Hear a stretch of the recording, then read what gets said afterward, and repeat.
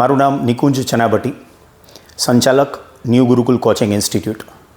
સાંજ સમાચારના સર્વે દર્શકોને મારા નમસ્કાર.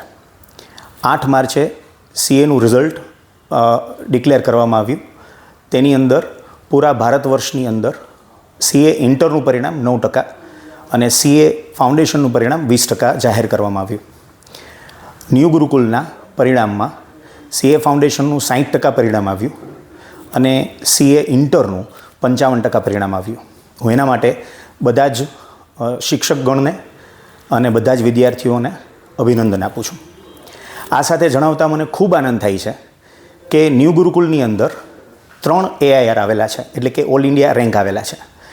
રાજકોટમાં જે 3 AIR આવ્યા, 3 AIR ન્યૂ ગુરુકુલ કોચિંગ ઇન્સ્ટિટ્યૂટમાંથી છે, જેમાં ઓલ ઇન્ડિયા રેન્ક ઉપર નંબર 14 ઉપર ઓલ ઇન્ડિયા એટલે પૂરા ભારત વર્ષમાં, જેમાં હજારો લાખો લોકો એક્ઝામ્સ આપે છે, એમાં 14 નંબર ઉપર અને રાજકોટ સેન્ટરમાં ફર્સ્ટ નંબર ઉપર અભય છે, અભય મકવાણા.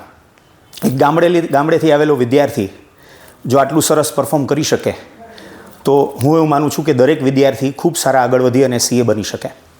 ત્યાર પછી બીજા નંબર ઉપર રાજકોટ સેન્ટરમાં બીજા નંબર ઉપર અને એથી વિશેષ ઓલ ઇન્ડિયા રેન્ક ઉપર 39 નંબર ઉપર છે સાક્ષી શાહ. એ પૂરા ભારત વર્ષમાં 39 નંબર ઉપરની સાથે સેન્ટર સેકન્ડ છે.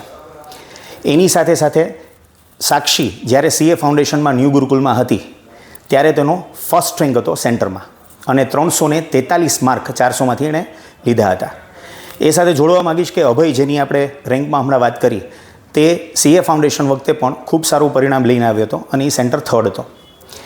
એની સાથે સાથે ત્રીજો જે રેન્ક આવે છે, જે રાજકોટ થર્ડ છે, અને એની સાથે સાથે એ ઓલ ઇન્ડિયા લેવલે એનો રેન્ક 42 છે, એટલે કે 42 નંબર ઉપર છે, અને એ છે સંકેત પરમાર.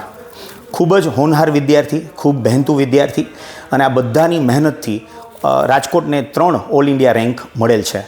તો હું સર્વે દર્શક મિત્રોનો, સર્વે વિદ્યાર્થીગણનો, સર્વે શિક્ષકગણનો અને જે લોકોએ અમને હેલ્પ કરી છે બધા જ શિક્ષકગણનો ખૂબ ખૂબ આભાર વ્યક્ત કરું છું. સાંજ સમાચાર ફેસબુક પેજને લાઇક કરો, વિડીયો શેર કરો અને વધુ વિગતવાર સમાચાર માટે sanssamachar.net વિઝિટ કરો.